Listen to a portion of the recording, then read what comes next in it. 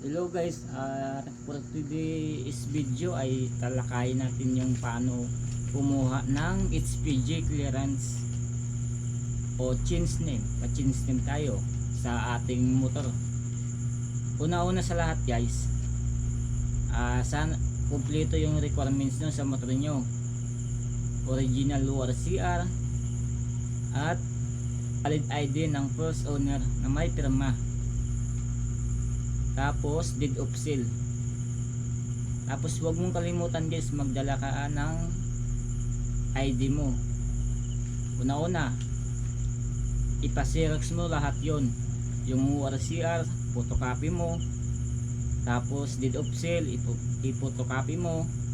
Tapos yung ID mo na sa'yo, i-photocopy mo din. Pagkatapos yun guys, ay pupunta kayo kung saan malapit na LTO office sa inyo. Tapos pagpunta nyo sa LTO ay magtanong kayo sa gwardiya kung saan pwede kumuha ng request for confirmation para sa change name o para sa HPG clearance. Tapos ituturo ka ng gwardiya sa window ay depende kung saan yung pwede, kung anong window. Yung sabihin mo kukuha ka ng request for confirmation, tapos nyan kukunin yan sa'yo at yung original mo titignan yan. Hindi yan kukunin yung original guys, ibabalik yan sa'yo. Tapos pagkabalik nyan, sabihin yan, mag-antay ka na lang ng text sa kanila kung approve na, kung kailan yung text. Sa akin kasi 2 weeks ko bago ako tinext kaya 2 weeks ko din bago siya nakuha yung request for confirmation. Merong mag-text sa'yo na sa LTO kung okay na yung confirmation request mo, kung pwede na kunin, ay mag-text kayo dyan. Tapos saka mo puntahan kung kailan nyo puntahan, kung kailan ka available. Halimbawa ngayon nag-text, tapos available ka kung kailan, okay lang yun.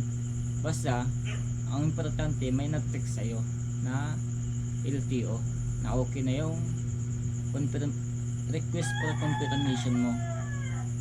Pagkatapos mo pasan nun guys lahat ng requirements dun sa LTO, pagbalik mo ay meron na ibibigay sa inyo. Saglit lang yun guys, pagpasa nyo dun at pagsabi nyo na yung request for confirmation mo ay ibibigay na yun sa'yo. Ito yun guys. Tapos nyan, pangalawang lakad na po tayo sa HPG. Sa HPG guys, pupunta ka na HPG kung saan malapit na HPG office. Dalhin mo yung mga original na papel mo sa motor mo, WRCR at valid ID ng first owner na may 3 pirma at deed of sale.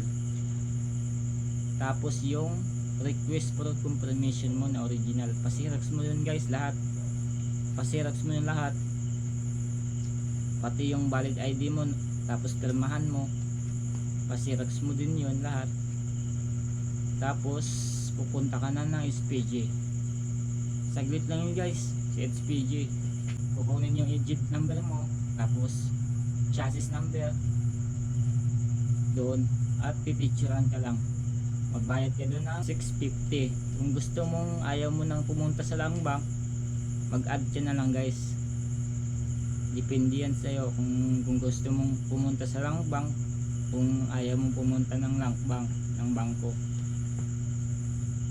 Sa akin kasi guys ay nagbayad na lang ako para hindi na ako pupunta doon sa lang bank.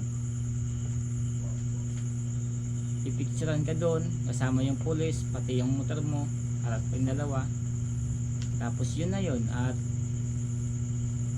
babalik ka pa pinabukasan, tapos dala mo to. Ito yung dala mo guys. Yan yung dala mo. Babalik ka pa kinabukasan. Yan lang guys, bukas ay pupuntahan na natin yan at babalikan natin yung HPG clearance para kunin na natin yung Forester na bago for ownership. Okay, abangan nyo bukas.